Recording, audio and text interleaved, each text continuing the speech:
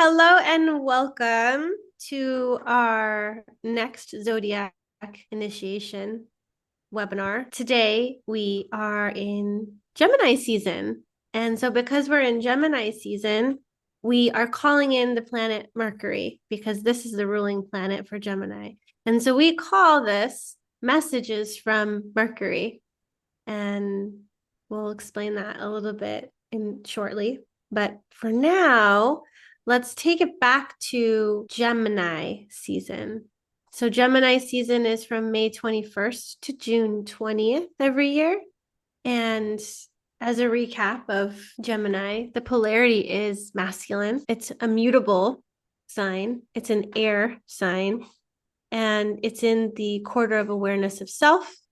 Like I said, the ruler is Mercury, the planet Mercury, and it's associated with third house. Its perspective is personal because it's in the beginning of the zodiac wheel. The signs towards the end are transpersonal. So this one is personal, focused on the self. And then the beneficial qualities are that it is intelligent, curious, playful, witty.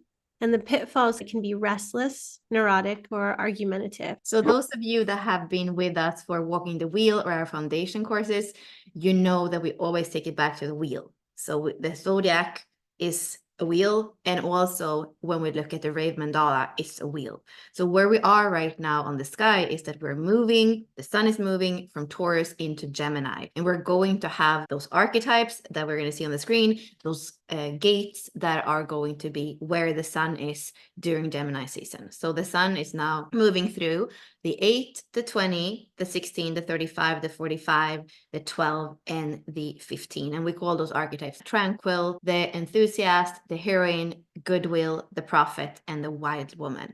And you are going to notice as well that the 8 is going to have a little bit of it that is still in Taurus, and the rest is in Gemini at the very end. And then the wild woman is going to be a little bit in Gemini and also in Cancer. So everything is on a wheel, and that's what we call the Rave Mandala, where we have the zodiac signs and also all the gates. Yes.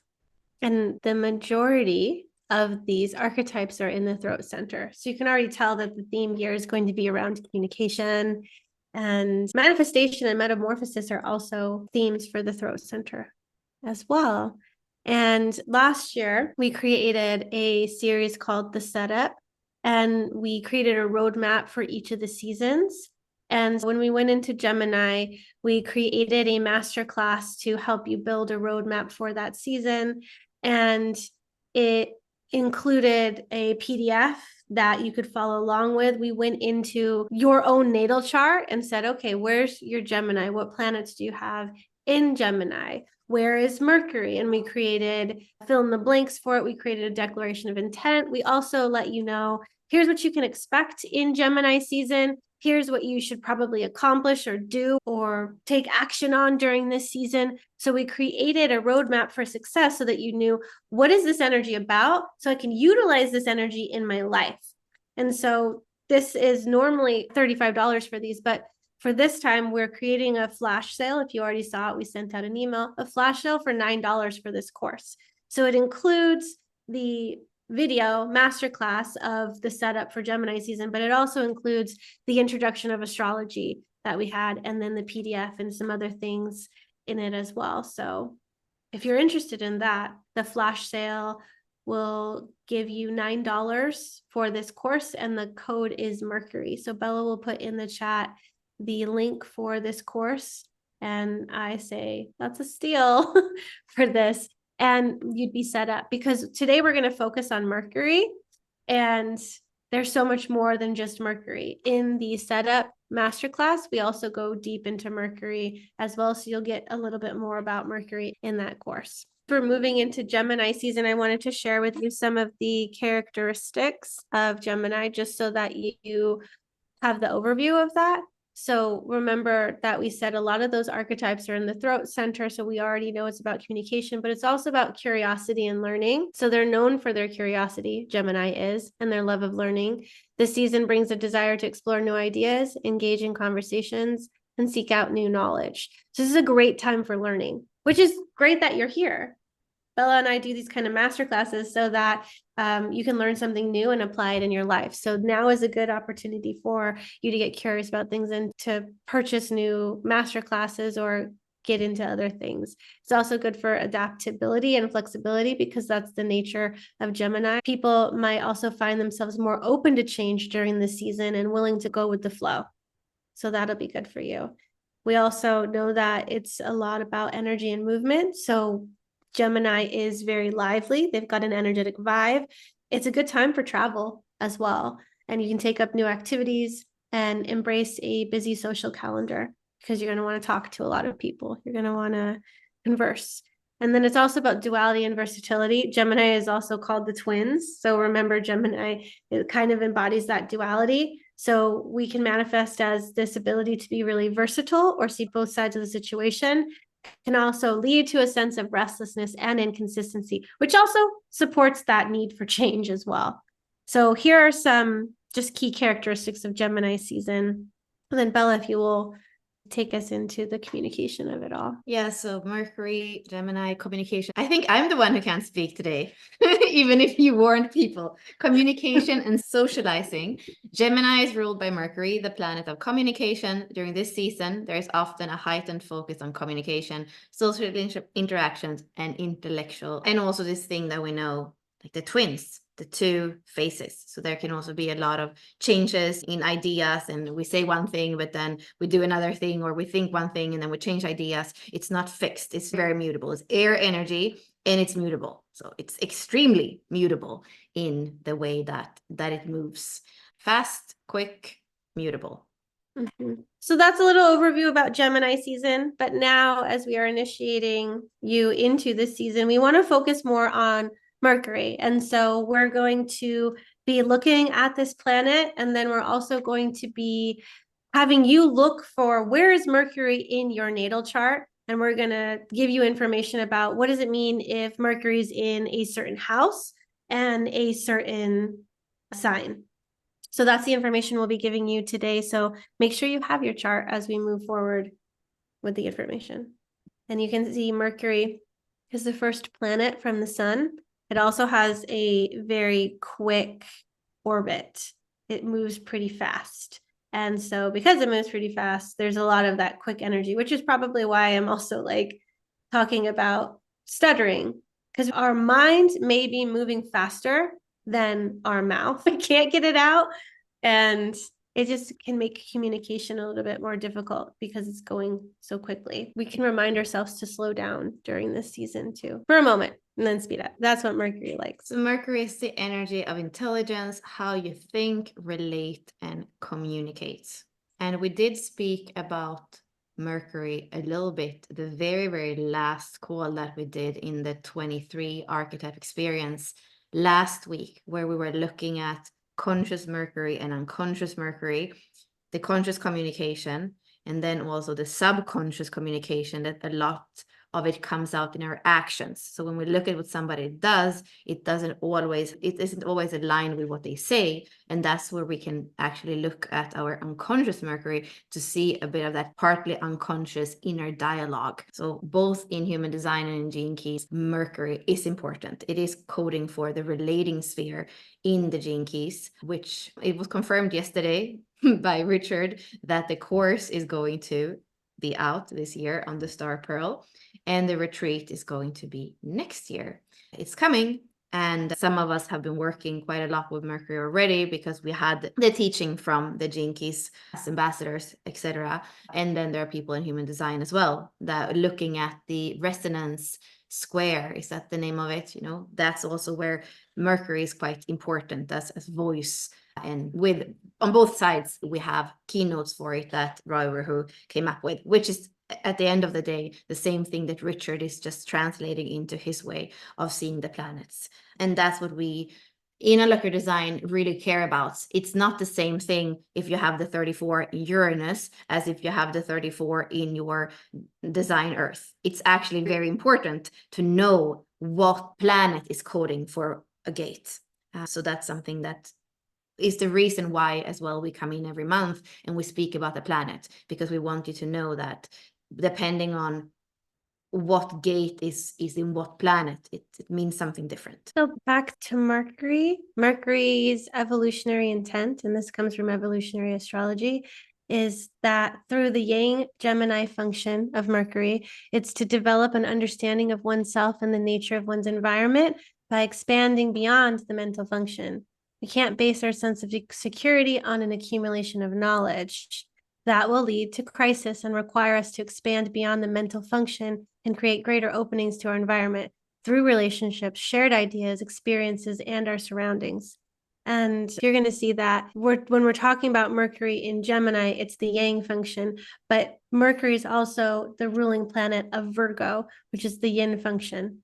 And when we go into Virgo, we'll mention Mercury, but we also associate Virgo with Chiron. And so today we're spending a lot of time and a lot of focus on Mercury for this time around. And then we'll mention it briefly, but we'll go into Chiron in Virgo because that also is connected.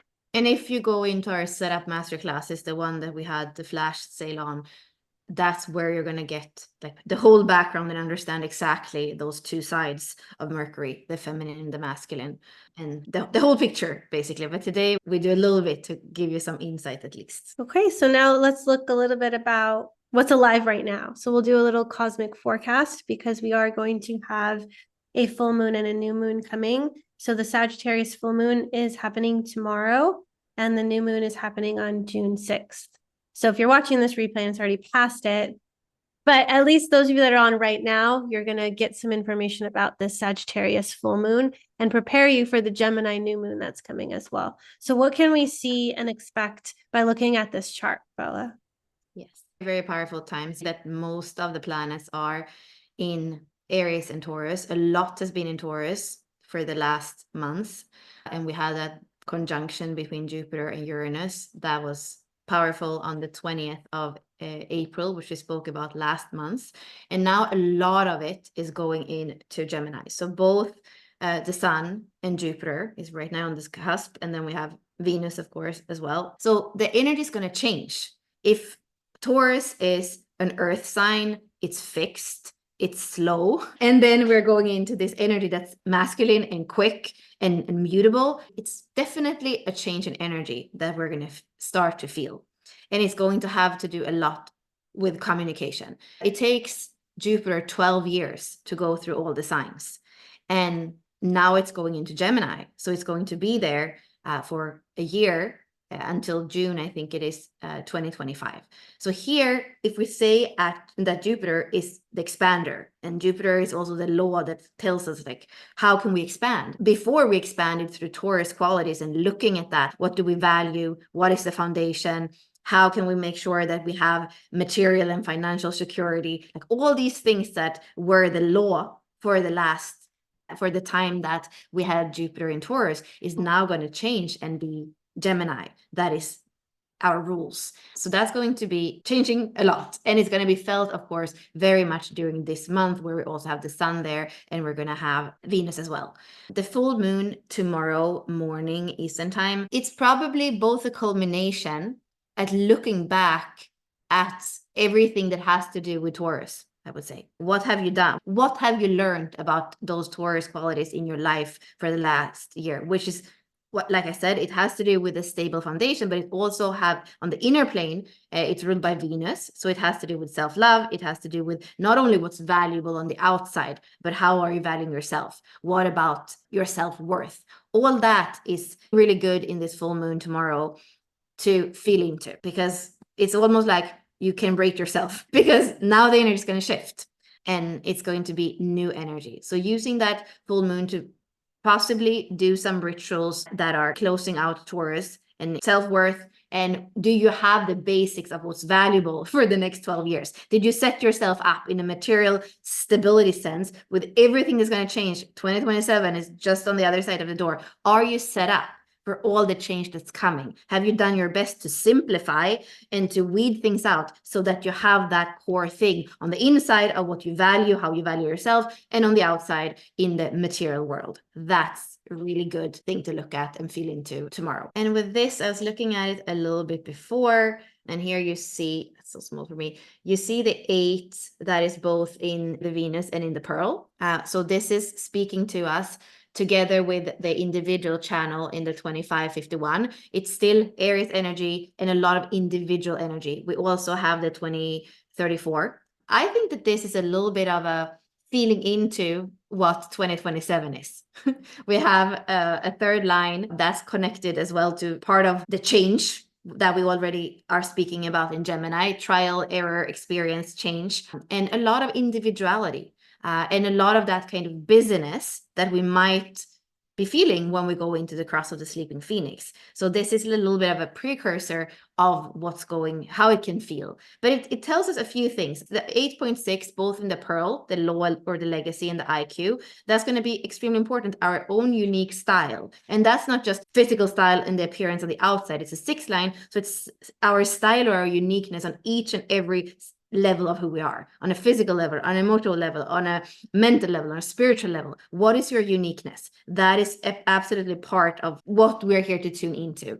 And then self-empowerment with the integration channels, the 34 and the 20. And like I said, the initiation channel that's there as well. And then what else? We also see the 19, both in the vocation and the SQ. And that is the pathway of realization. So even if it's a lot of this energy of trial and error and quick and self-empowerment, there's also a sensitivity that's needed for us to be able to navigate what's coming. So to not forget about that. And that's a sensitivity that's connected to our inner child, a sensitivity that's connected to also the ancestry and what we're resolving now that has its roots in the past. So looking at the 19, that pathway of realization, and understand that it's not just to elbow ourselves. It's very much more that 6 line in the Pearl and in the IQ to feel into subtly into each and every layer. And that becomes a compass, the cellular wisdom as we are moving forward in the world. And you can also see in the 29 that is in the attraction sphere, in relationship, it's going to be important with commitment, but it's a devotion and almost like a tantric commitment. So if it doesn't feel right, if it doesn't feel deep, if it doesn't feel devoted, then probably those are not the right relationships. And we have that kind of feedback that goes directly. If the attraction sphere is not in a high frequency, it goes right to the core wound.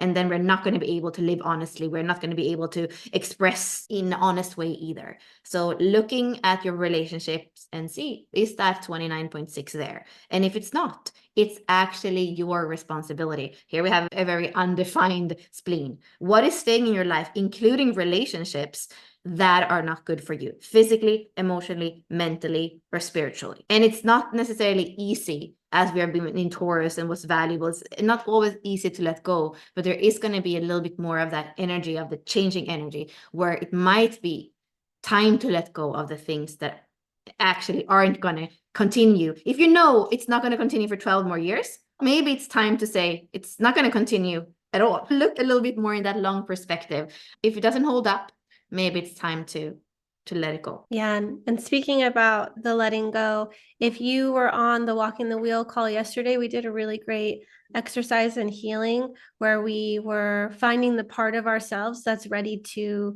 retire or we're ready to let go. It's the role or identity that we were playing that now we are ready to release. And with all of these shiftings and things happening, it's a great time to support that. So we became present with ourselves. We're sensitive to what was happening inside, found that archetype that no longer needs to play the role because it's actually creating more havoc and destruction in your life because it's not really supporting who you are now, because you became something.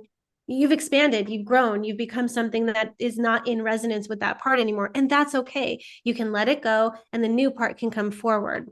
I'd say during this full moon, it's great to look back and be like, wow, let's look at this part. Let's look at the place it's played in me. People pleasing, or maybe the good girl, or maybe so many people had different things that were coming up during that call. Whatever archetype that you're ready to release, now's a great time to do that, especially with the full moon. You just have to get present with it. This is the cross of the sleeping phoenix. You're going to let something die, you're going to burn it up, and you're going to let something new come forward.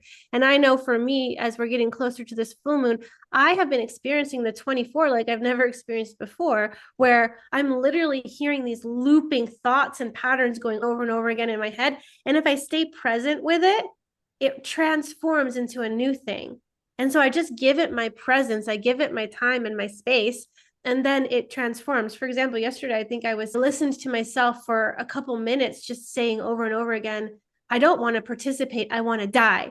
And I'm like, wow, this person just doesn't want to be here, this part of me. And I heard it. And then eventually it said, I want to have fun, I want to live, or something like that.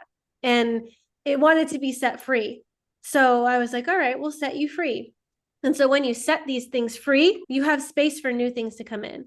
If you want to watch the replay of the Walking the Wheel call, if you're in the inner circle, that is going to be uploaded into that today. If you have the course for the 20, that replay will be in there as well. So it was me, and I had my friend Larissa Taylor, she co-hosted. And so we went through into meditation, we connected with that archetype. And hopefully, as you are uncovering this archetype, you can let it go, let die. And maybe on the new moon, the new archetype will rise. And so the new way of being. And now that Jupiter is going to be moving into Gemini, let's see what expands in terms of the way that we communicate, the way that we interact, what we're learning. So I hope that you can take the time to give yourself some presence to see what is communicating with you in Gemini season, what part of you is speaking. So you can join the inner circle, or you can purchase the 20 course to get the replay of that. If you're curious about that, it was a really great call. Some of you that are on this right now were on that call. And it was a great time. So now let's move into your chart, Mercury in your chart. So find Mercury in your chart and take a note of that, because we're going to be going here. But when you're looking at Mercury in your chart, it's going to provide insights into your communication style and expression, your preferred modes of communication, your cognitive processes, your learning preferences, and your intellectual interests, also your curiosities and hobbies. Oh, and decision-making style. So here we're looking mainly at the conscious side, because we are speaking about astrology, which is the conscious side. I did mention before that we have 2 Mercury, we have 2 of everything in human design. And that's the more of the inner communication, we could say, or the inner dialogue or voice. But yeah, we're focusing on the conscious one. And because the way that the sky is set up, you're going to see on your wheel, on your astrological wheel, so in the next chart we can see that Mercury is always going to be close to your sun, because on the sky it's close to the sun, right? There's never even 30 degrees. I think the maximum degrees is 28 degrees away from the sun. Either it could be behind your sun or in front of your sun, but it's never going to be further away. We can see that in that part of the chart, that is very much what we're here to consciously do, and what we're here to consciously care about. They are together in that part of the wheel, the sun and Mercury. And it's often part of our sense making. So your conscious sun, your life's work, together with your Mercury, the way that you communicate, the way that you understand, the way that you analyze, they are never super far away in the wheel. They're always quite close together. So that's something to keep in mind for us. I didn't even remember or recognize that pattern, but it makes so much sense. Of course, it needs to be by the sun. And of course, it's going to support the sun, your personality, your expression, your doing, like you said. So why don't you all tell us in the chat, what is your Mercury archetype? So go ahead and find the gate that your Mercury is in, and then let us know which one of these 64 archetypes you have in Mercury. Communication, decision-making, the way you think, the way you relate, the way you communicate. The last chart was Bella's. She has the enthusiast. It's also very versatile. It's the gate of skills. How many languages do you speak? 6. Versatility and communication. There we go. Mine is the 57, so mine is the intuitive. Okay. So you found your archetype. So now let's see what sign. So this is a little bit of a jump into foundational astrology, where we are not only looking at the archetype or the gate and the line and understanding a planet in terms of that, we're actually going into foundational astrology. We're using our natal chart to look at Mercury and see what does it mean to have it in a certain sign and in a certain house. So here we have a little bit of an overview. So here you can see that Mercury spends less than 20 days in each sign. Mm-hmm. It's very fast. It goes through the whole wheel in 88 days. It's that magical time, 88, 89 days between our design date and our natal date, our birth date. Mercury has taken a whole going around and speaking to all the gates and all the signs in between the soul decides to come in the design date and then the day we're born. So here we can see in a summary of the Mercury placement. So the Mercury's placement in the signs provides a rich tapestry of insights into how you think, communicate, and learn. By understanding Mercury's influence in your natal chart, you can harness your strengths and address potential challenges in your intellectual and communicative life. So we're going to go through all of the zodiac signs. We're going to start in Aries. So Bella, we can go back and forth. I'll start with Aries. If you have Mercury in Aries, you can expect your style to be direct, candid, assertive, and sometimes impatient and aggressive. You're going to speak your mind quickly and confidently. The thinking process is going to be fast and decisive with a tendency to think on your feet. You prefer quick solutions and can be impulsive in decision making. And then the learning preferences are that you enjoy challenges and competition. You thrive on new and exciting information. You're going to also prefer streamlined learning and avoiding unnecessary detail. And you can feel the theme here. And this relates to Aries. So the way that we find your communication style, your thinking process, and your learning preferences is that we have to unpack who is Aries as an archetype. So then how would Aries think? Yeah, if Aries is going to be quick to move, quick to make a decision, that's how we're going to talk to. That's how we're going to think. And that's how we're going to prefer to learn. Spare me the details. Just give me the thing. Let's go. What do I do with it? Yes, and Aries is cardinal fire. So it's that starting and fire. So that's why those qualities make sense as well. If you have this, feel into if you relate and resonate with it. Can you recognize these qualities in yourself? Let us know if you are Mercury in Aries. And then Mercury in Taurus. So here the communication style, slow, measured, practical, thorough, deliberate, patient, and reliant on sensory information. You tend to think before you speak and value clear, straightforward communication. You take your time making decisions and your speech is generally pleasant and authoritative. And then the thinking process, slow and steady with a focus on practicality and reliability. You're good at thinking things through and making well-considered decisions. And here I would say, because we are in the world of human design, so depending on if you have a defined head and ajna, this can definitely be way more broad than what it says here. Just because you have Mercury in Taurus, it's not necessarily that you have this slow, steady, consistent. A lot of things actually go into that. But yeah, feel into it anyway, because it is the Taurus qualities here that are paired together with Mercury. And this would be, in the simplest sense, what that would give us as a result. The learning preferences prefers a stable hand-on approach and values concrete answers and practical applications of knowledge. Some of you were saying that you have Mercury in Taurus resonates. So that's great to be able to see that in yourself. And like Bella said, we're multifaceted beings. And so we can also be influenced by other placements as well. And if you have both your sun and your Mercury in Taurus, then yes, then probably, because that's possible because they're close, then this probably resonates with you even more. It would be different for you though, because you have Mercury in Gemini, even though you're a Taurus sun, because it's moving. Yeah, I don't resonate with the other one so much. Yeah, okay. Yeah, I don't recognize that in you. Mercury in Gemini. So the communication style here is lively, versatile, quick-witted, and curious. You enjoy engaging in conversations and exchanging ideas. You can be too logical and detached, and you're going to enjoy intellectual debates and can change your mind easily, unless you're a Taurus sun. And maybe you don't change your mind easily. There might not be a lot of changing easily, but that's okay. Thinking processes, multifaceted and adaptable.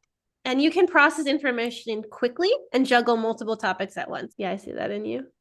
Learning preferences, enjoy variety of stimulation, loves to learn new things, and is particularly drawn to mental challenges and puzzles. Bella also gets really bored really easily, and this might be because Mercury is in Gemini. She's like, all right, let's keep going. Let's go. Give me more. Okay. What else? She's very quick. Yep. Yeah. Yep. Everyone's, yep, that is correct. So move on now to Mercury in Cancer. Communication style, emotional, gentle, intuitive, and nurturing. You communicate with sensitivity and thoughtfulness. You're attuned to the feelings of others and often remember emotional details. Your thinking process, intuitive and memory-based, often relying on past experiences and emotions to guide your thoughts. You prefer step-by-step problem solving. Learning preferences, prefers a supportive and comfortable learning environment and values information that connects to personal experiences. So now we're back to the fire again. Mercury in Leo. Here we go. The communication style of these people are that they can be confident, passionate, creative, dramatic, and expressive. You have a flair for storytelling and enjoy being the center of attention. Thinking processes, creative and enthusiastic, with a tendency to think in big, bold ideas. You like to see the grand vision. And then the learning preferences are that they thrive on recognition and praise, enjoy creative and interactive learning methods, and excel in fields that allow for dramatic self-expression. And here we're back in the earth sign, so Mercury in Virgo. The communication style, precise, analytical, practical, and detail-oriented. You are clear, precise, efficient, and methodical in your speech and writing. Thinking process, logical and systematic, with a strong focus on details and accuracy. You have a talent for analysis and problem solving. You're driven by a need to manage details effectively. And then the learning preferences, prefer structured and detailed information, excels in practical and technical subjects. Now we have Mercury in Libra. The communication style of someone that has Mercury in Libra is diplomatic, balanced, pleasing, tactful, fair, and charming. You are skilled at seeing multiple perspectives and mediating between different views. You often use comparisons to make points. The thinking process are that they tend to be fair and objective with a focus on harmony and balance.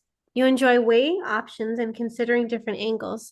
You excel in mediation roles, but may struggle with indecision due to your desire to see all the sides. And the learning preferences are that you enjoy cooperative and interactive learning environments. You thrive in subjects related to art, design, and social sciences. That's me. I have it in Libra. I do feel, though, that you are becoming more straightforward, for good or for bad. I think when it's personal, I tend, and also I have the 6 in my life's work, and that's Virgo. So it's a little bit different, like Virgo, Libra. Me and my husband were having a conversation last night, and there were 2 people in a not very good situation, and he was taking the side of one and wanting me to take that side, and I'm like, no, they're both at fault. And I was playing this Libra role where I was like, this person did this and this person did this, they're both at fault, they both have consequences, there's no bad guy, they're both people that made poor decisions. But he's like, yeah, but that decision was worse. I'm like, no, they're both bad decisions. And so I saw my Libra coming in, it was really pissing him off.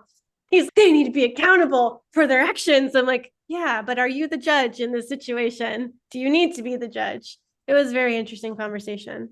And I can't remember what he has in his Mercury, but I'm going to look it up and it probably makes sense because we're not going to be We're going to laugh about it after, I'm sure. Yeah, I think so. And then we'll go into Scorpio. Wait, let's see. Oh no, he has 8.3 is his Mercury. Oh yeah, connected to that self-projected stuff. So yeah, as he says it, that's the way it is. Don't come and say anything else. If you're a self-projected projector, whatever you say, that's the way, no other way. Really? That's to be in authority. That's your inner authority. It's said, so. Yeah, he's got the 8 on that side and he's got the 63 on the other side. So then once he discovers the truth, that is the truth. I'm sharing the truth. I'm contributing the truth. There's no other truth. It's so funny. Let's go back to deep waters. So if you have Mercury in Scorpio, your communication style, intense, deeply inquisitive, probing, and secretive. You speak with conviction and can be persuasive and insightful.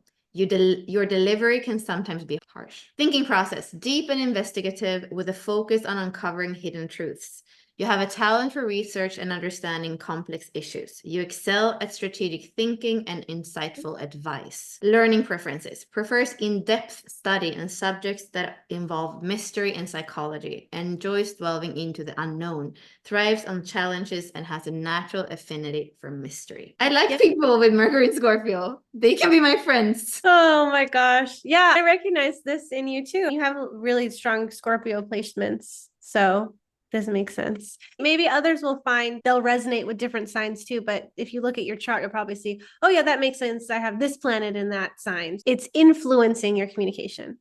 And there's so many people that write to only me and Ashley in the chat. So make sure that you change your settings so that you write to everyone, because some of the things are really cool and not everybody can read them. Thank you for sharing with us. So Mercury in Sagittarius, if you have this, your communication style is optimistic, philosophical, enthusiastic, inspiring, and expansive. You enjoy discussing big ideas and abstract concepts, but can often struggle with the details. You enjoy stimulating and lively conversation. The thinking process is that you are very broad-minded and visionary, and you like to focus on the bigger picture, like we said. You're also drawn to exploration and learning through experience. You value freedom of thought. Learning preferences are that you prefer an open and expansive learning environment. You enjoy travel and exposure to different cultures and philosophies. And odds are experiential learning is going to be really important for you, and hands-on learning could be a beneficial learning style for you as well. And traveling abroad and studying abroad. And now we're coming back to Earth signs, Mercury in Capricorn. Communication style, practical, concise, methodical, disciplined, and serious. Communicate with a sense of authority and purpose. You easily break down information into manageable parts. Your thinking process is structured and strategic with a focus on long-term goals and practical outcomes. You're good at planning and organizing. And your learning preferences, prefers structured and goal-oriented learning, excels in subjects related to business, law, and management. Who has that? I don't know if they'd be on these kind of calls. I wonder if we have people with Mercury in Pisces or Scorpio, or what's the majority of people that we're attracting? Because this is the things that you are interested in. So if you have Mercury in Aquarius, your communication style is innovative, unconventional, and forward-thinking. You enjoy discussing progressive ideas and concepts. You also value unique perspectives and appreciate debate. The thinking process is that you could be abstract and visionary with a focus on originality and innovation. You are good at thinking outside the box. Your learning preferences include preferring a flexible and open-minded learning environment, and you enjoy subjects related to technology, science, and social reform, maybe cutting edge things as well, or new ways of looking at and approaching education.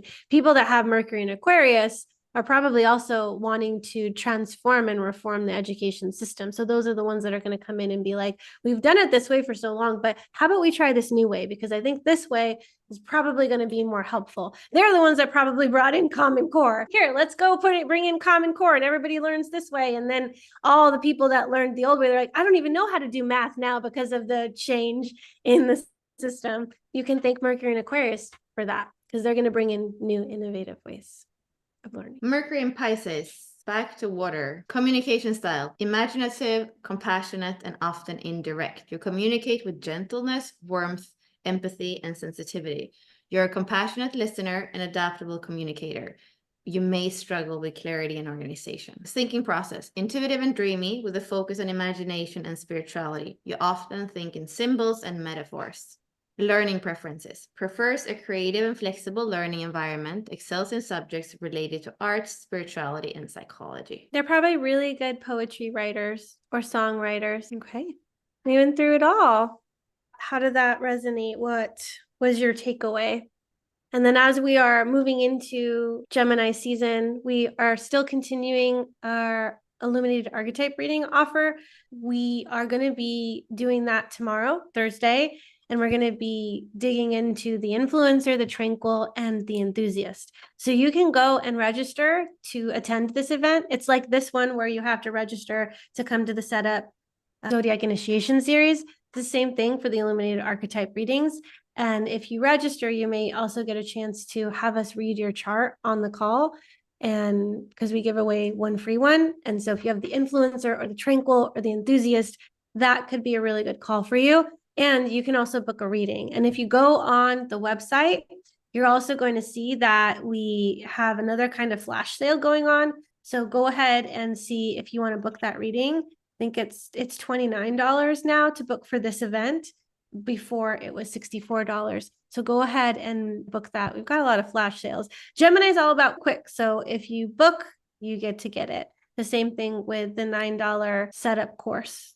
These are not going to be forever codes. So if you're interested in it, I would definitely book it. Yes, and we are, since we did have one person already that paid 64 for that one we're doing tomorrow, we're going to give her a little bit more time. And Jackie, if you're on tomorrow, we will have you come up and speak with us if you want to.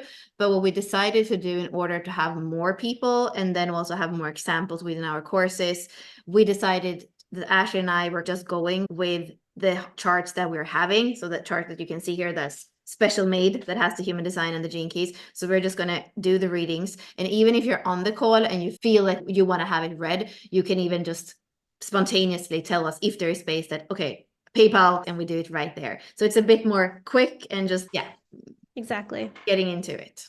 All right. So moving forward. So we already did the signs and now we got to go through the houses together. So go check that out now so that you can see where your Mercury is, which house it's in. It might change depending on if you have whole house versus what's the other ones? Full house. Placidus, whole Placidus. house, equal house. Yes. Okay, cool. So Mercury's placement in the house of your natal chart reveals how and where the planet attributes of communication, intellect, and learning, and how it manifests in different areas of your life. I also would say here that we could potentially have done running through everything only once, 12 times, because if we say in Aries and Mercury in the first house, it's a bit similar. If we say Mercury in Taurus and in the second house, it's a bit similar. When we're doing modern astrology, the houses and the signs go together, they correspond to each other. So here, you could actually think about this as well, that when we're speaking, for example, Mercury in the third house could be similar as having it in the third sign. So it's either the third house or the third sign, the same thing, Cancer or the fourth house. So there's actually 2 times in both the last one and this one where you could listen, because you could either listen to the house or the sign, and they go from 1 to 12. So to learn as well and that's when you do the setup, you also learn the signs, what number the sign is, like direct for you to just know the sign that corresponds to a house. Scorpio is 8th house, Sagittarius is the 9th house, Capricorn is the 10th house. Yeah, we'll make sure that we say that as we're going into the houses too. And just know that as you're like, for example, if Bella's Gemini and we said, okay, that's quick and that's very versatile, but where is she communicating? She's communicating in the 12th house. What is Bella doing right now? This is pretty much 12th house information. So she's going to be communicating about this kind of stuff. She's going to be doing it in this area. Whereas the 9th house, higher education and learning, theology, all that stuff, it's the same. Where am I communicating this information?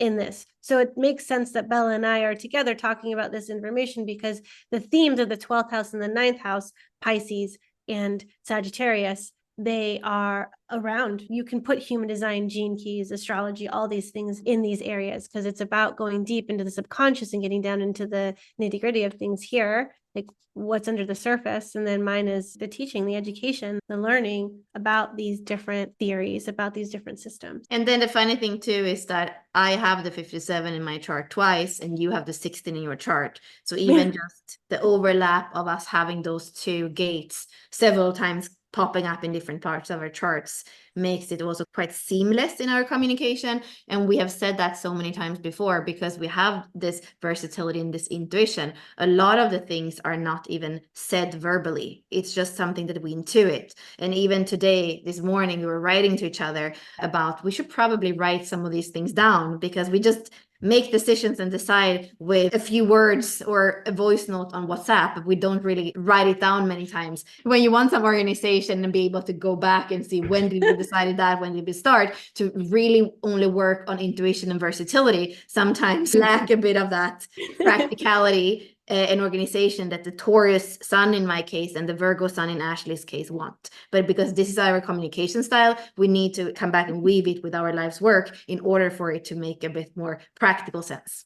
You know what we should do? We should hire somebody that's our assistant that is in our group chat with us and then goes and takes the stuff and puts the notes or organizes the thing so that we can still communicate in the intuitive way like we like to, but then somebody comes in and makes sure it's organized because then that makes our Taurus and Virgo feel really good. And then we don't have to struggle to do it. I want it to be easy. Okay, let's go Mercury in the houses. Okay, so Mercury in the first house is associated also with Aries. So it's about self-expression. You're quick-witted, communicative, and curious. Your intellect and ability to articulate ideas are integral to your identity. You come across as talkative and mentally agile. The traits here can be that you are restless, adaptable, versatile, easily distracted.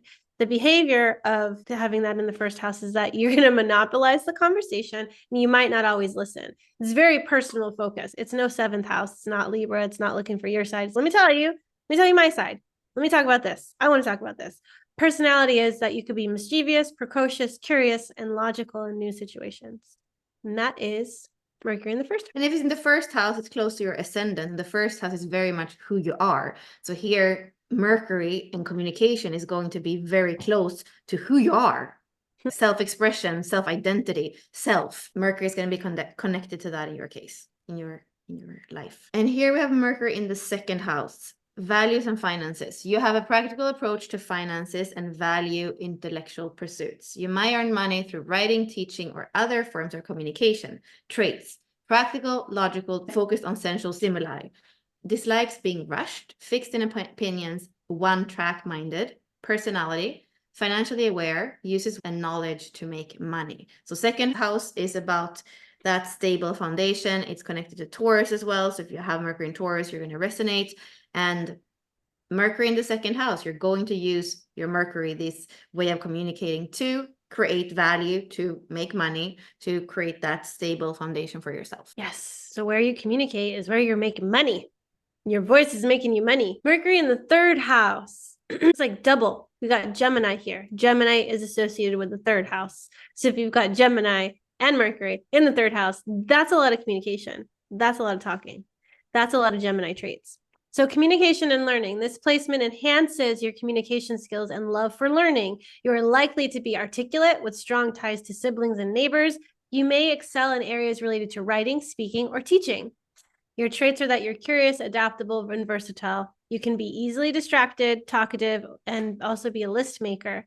Your personality is that you are interested in reading, teaching, community involvement, and that you might have a short attention span. Mercury in the third house. And that is connected to what you're interested in, because this is part of the communication. When Mercury in the third house, this Mercury is going to speak to your interests and also what interests you in others, possibly. And then we have Mercury in the fourth house, which is also connected to Cancer, home and family. You may have an intellectual home environment and value family discussions.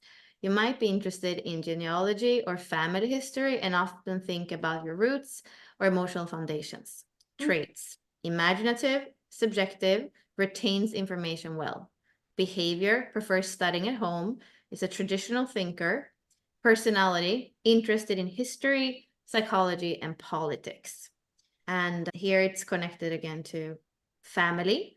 And it can also, fourth house can also be some of those challenges that are there from childhood, so that your life and how you communicate and what you're interested in has to do with as well resolving, we could say, some of those childhood themes, so that you can grow up and become the unique being that you came here to be. Doesn't it feel good to recognize yourself in the description? You're like, oh, it makes sense. Oh, it feels good. It feels really good. Oh, yeah, that's me.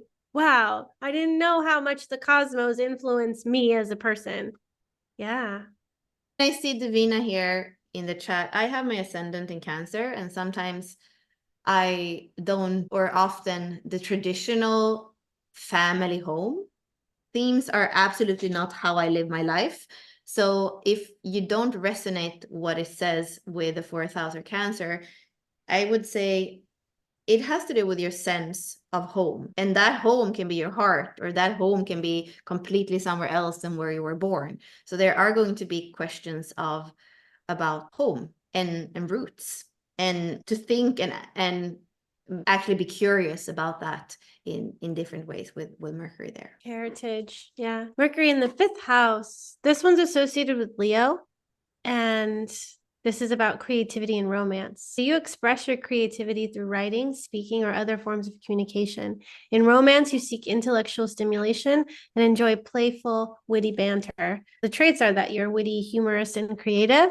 The behaviors that you enjoy games, mimicry, teaching, possibly multiple romantic interests. And when it comes to personality, you're entertaining, intellectual communicator, and you take pride in children's talents. This is related to children as well, because the fifth house is creativity, romance, and also children. We can also speak about the fifth house of what gives you life. So if you have Mercury there, communication, understanding, analyzing, curiosity is going to make you feel alive. It's going to give you life as well. And here, if you have Mercury in the sixth house, which is corresponding as well to Virgo, work and health. You're detail-oriented and analytical in your work, excelling in tasks that require precision. You may be interested in health and wellness and could work in fields related to communication or service. Traits: detail-oriented, analytical, organized. Behavior: overthinks, hypochondriac tendencies, restless. Personality: helpful, good with crafts, or mechanics, interested in health and diet. And the 6th house has to do with work or everyday habits. And often when we have it in the 6th house, it's something, or what we have there is something that we need to work on a daily basis. So here communication is something that makes up what you're here to work on an everyday basis, we could say. How we doing here? It requires some weaving. It requires some putting things together. Good job, everybody. Most people just make it to the gate and they're like, all right, I got this. I got the gate down. And now we're having you bring in the sign and the house. So that gives you even more information, which is great because you weave them together and that makes you. And I guess we're understanding the recipe of you. You can clone yourself now. Just kidding. Okay, partnerships. 7th house is associated with Libra. Libra is connected to partnerships. So here, communication is key in your relationships. You're going to seek partners who are intellectually stimulating and may be drawn to those who share your love of conversation and debate. The traits are that you are debate loving and that you see multiple perspectives. Behavior is that you enjoy one-on-one communication. You also play as the devil advocate. In your personality, you crave intellectual partners, you analyze relationships, and you're quick-witted.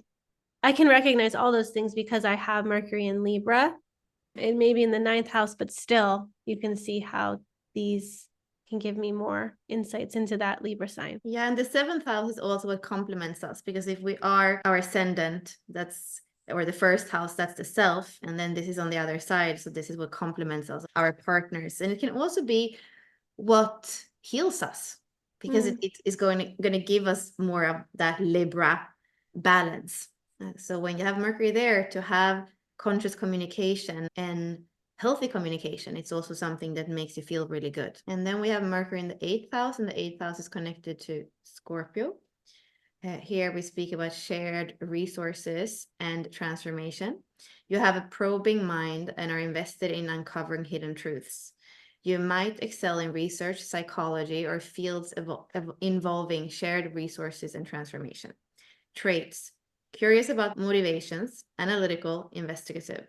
Behavior: persuasive, strategic, speaks with authority. Personality: interested in finances, medicine, research, and the mysterious.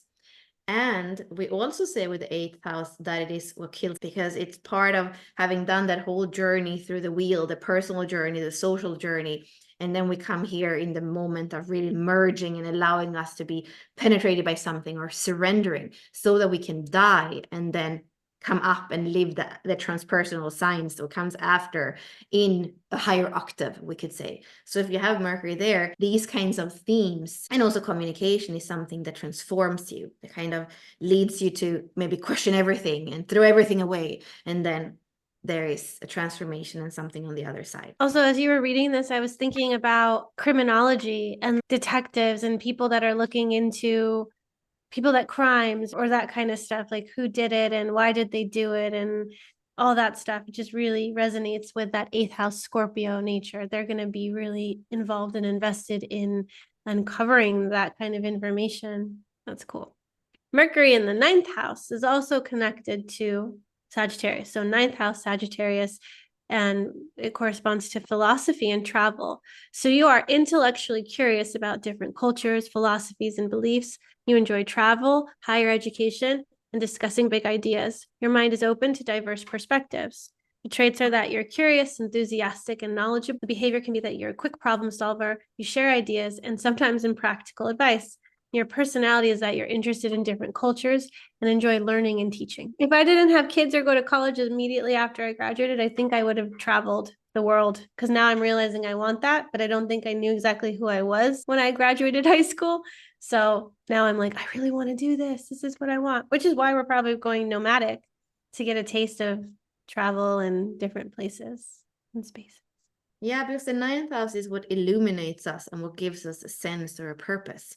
So that's why you want to respect both the planets that you have there and what they stand for, and then the sign that you have there, because that's what's going to give you that illumination and sense after having died in Scorpio in the 8th house. Oh no. We're making our way through. This is all 1st house, 2nd house. It's numerical, where we came before and then where we're going. So here's the 10th house. Am I doing this? Okay, I'm doing this. There's so many. There's 24 of them. Okay, Mercury in the 10th house Also corresponding to Capricorn, career and reputation. Your career may involve communication such as writing, teaching, or public speaking. You're known for your intellect and ability to articulate ideas, which can enhance your professional reputation. Traits: good with language, authoritative, versatile.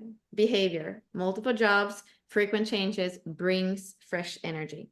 Personality: attracted to dynamic jobs, skilled communicator, recognized for ideas. And yeah, the 10th house is the highest point in the sky, right? So it's what we're looking for, what's up there, what we're looking for, and how we can get over ourselves as well, we could say.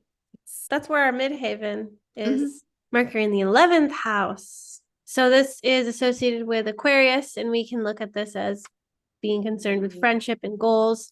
You are communicative and sociable in group settings. Your intellectual interests often align with your friends, and you can be involved in organizations or causes that require communication and idea sharing. Your traits are that you're curious about people, community focused, and intellectual. Your behavior is that you could be attracted to novel ideas, be fair-minded, and adaptable. And your personality is that you're forward-looking, interested in group interactions, trends, and teams. And the 11th house is what makes you stand out. And it can also be how groups and people recognize you. So you want to respect the planets, your Mercury that you have there in the sign, in order to be able to be recognized and to see what it is that distinguishes you. Last one.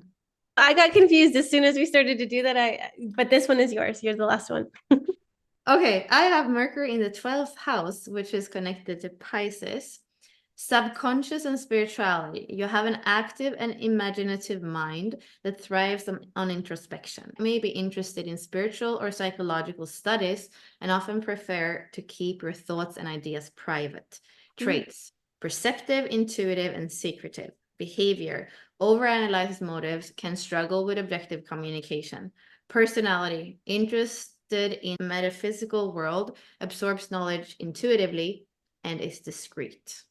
This is a bit of having Mercury in the 12th house, but in Gemini, it has a kind of interesting combination to it because this one is very far out. And at the same time, to have it in Gemini, it's very right there and it feels very home and it's very easy to communicate. So like I actually said before, often the way of communicating is maybe more a Gemini way, but the subjects and the things that I bring forth has more to do with spirituality or the occult or the 12th house.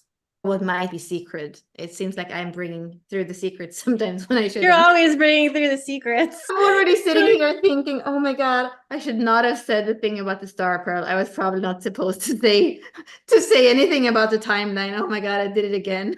Wait, did he send an email or was this a private thing to like guides and ambassadors that I missed? Yeah, no, it was not public. I'm very good at keeping secrets when I understand it's a secret. So if I have the 13.6 in my radiance, which is all the secrets of humanity, and often it's a confidant. So if I understand that something is vulnerable or deep or dark, or if I understand it's a secret, it's extremely safe with me. But if I think that something could make a conversation more interesting and that it's not even personal and that it should be public, then I'm in the 13 and a lot of my chart that is for future oriented is going to bring it out so that we can go to the future together. It makes sense. Why would it be in a box somewhere when we can use it? It's useful. And that's partly the versatility of my 16. It wants to use the tools so that we can create things and become masters, right? That's what the 16 wants. There we have it. That's why we all need to understand ourselves better. So then we give ourselves permission slips. And then if we can understand other people, everybody gets to just be themselves. Let them be. And everything's good to go. There'd be way less conflict. We could just accept the way people are, be like, oh, all right. Anyways, and conscious communication. Mercury, this is an opportunity for you all to develop your communication skills and have more conscious conversations together so that there's clarity. Because we all don't intentionally mean to hurt somebody else. It's important for us to communicate to each other the intention. And also if they do get hurt, then we have that conversation of, wow, I didn't know this was going to impact you in this way. And I didn't think it mattered, but then it matters to the other person. We can't always assume that what matters to us matters to another person. And yeah, Belle and I have conversations all the time. I learned conscious communication from my relationship with Bella, because even if I'm Mercury, because Virgo's associated with Mercury and my husband's a Gemini, Mercury and Virgo are completely different. So having a Gemini sun and a Virgo sun, we communicate differently and we have different Mercuries. So we're not even on the same page. But with Bella and me, you saw the similarities between the 16 and the 57 that we share and have. So when it's like you're on the same page, but you've probably all had conversations with people where you just can't get on the same page and they don't understand you, you don't understand them. And it's just because communication is so different. And that's why it takes a little bit more time to connect with those people. It's not that we write those people off, be like, oh, they're stupid, or oh, they don't get it, because they're probably thinking the same thing about you. So can we take a moment to try to relate and get on the same page? And when we're on the same page and we both understand, it's great. But I think that it takes more time sometimes.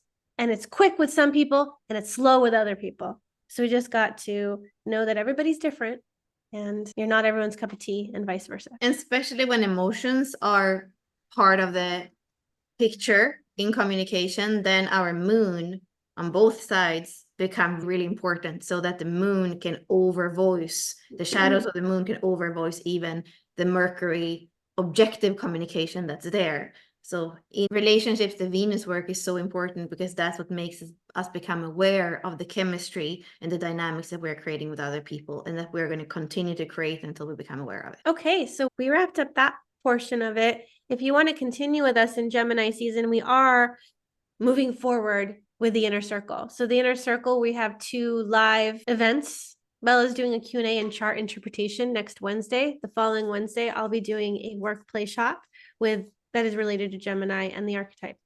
And you also are going to get access to all of the archetype courses and the Gemini setup course, so that it makes your journey into Gemini season enriching. So we'll be guiding you. You'll have courses to guide you. You'll have everything at your fingertips to really be able to dig into Gemini season and to learn something about yourself and about others. And like I mentioned previously, we have a flash sale. So if you have never been in the inner circle, we have a code for you to get into the inner circle for $29. It is super important to offer that to new members. So if you've been in it and came out, you already know what's in it.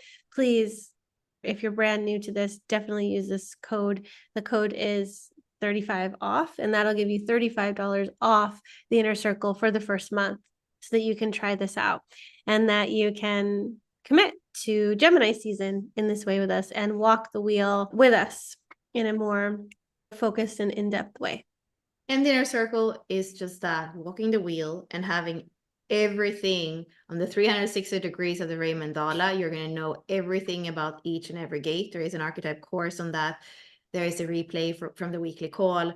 And then we have added this setup way of looking at it through an astrological lens. So when you know about a gate, you also are going to know the astrology of it and the element, and if it's feminine or masculine and mutable or fixed or cardinal. Learning everything that you could possibly learn about every single gate. That's really what we do in the inner circle. But then the other part of it is the embodiment. So there is the Facebook community that is monitored by Mary and Yossi. What it actually means to walk the wheel with other people and commit to that for at least a year, usually. So yeah, it's cool to do it for Gemini season, but it's really cool to do it 4 quarters of the year. And that's also going deeper into human design. The 4 quarters, they are all different. So to walk through all the quarters gives a completely different sense of embodiment than to just come in for 6 gates.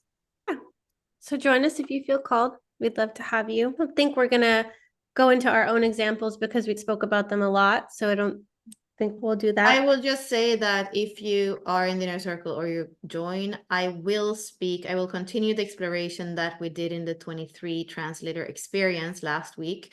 So we are going to look at our charts, the conscious Mercury and the unconscious Mercury, and to weave those and understand them a little bit more. So for Ashley, that would be her conscious way of thinking, the 57.4, and then how that connected to the unconscious, which in her case is the 53.2, which happens to be conjuncture core wound. So in her case, that exploration would be important and powerful.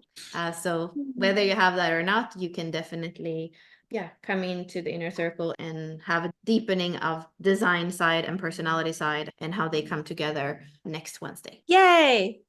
So welcome to Gemini season, May to June. We are excited to see what comes up for you during this season. And like we mentioned before, we have the Gemini season roadmap that you can purchase. Bella already put that in the chat. And then this is everything that's included in the inner circle. And if you're new, you get that all for $29. Each of these courses are $55 each. That's all included in the inner circle. It's high value. And then tomorrow, this is free if you just want to know more about the 8, the 16, and the 20. We're doing those Illuminated archetypes. those archetypes. So you can come in just to learn more about those gates, or if you want to have us look at your chart, that's a possibility too with the flash sale that is in half right now. So a lot of little quick changes, pricing more than anything. Gemini brings in the quickness. So thank you so much for spending time with us today. And I hope that you will get some messages from Mercury from not only this webinar, but also as you continue to walk into Gemini season. So keep your ears open and see what wants to come from within you and what other people are talking about and what you want to share with the world. Because now is an opportunity to use your voice to open your throat, and we'll see how it goes. Thank you. Thank you.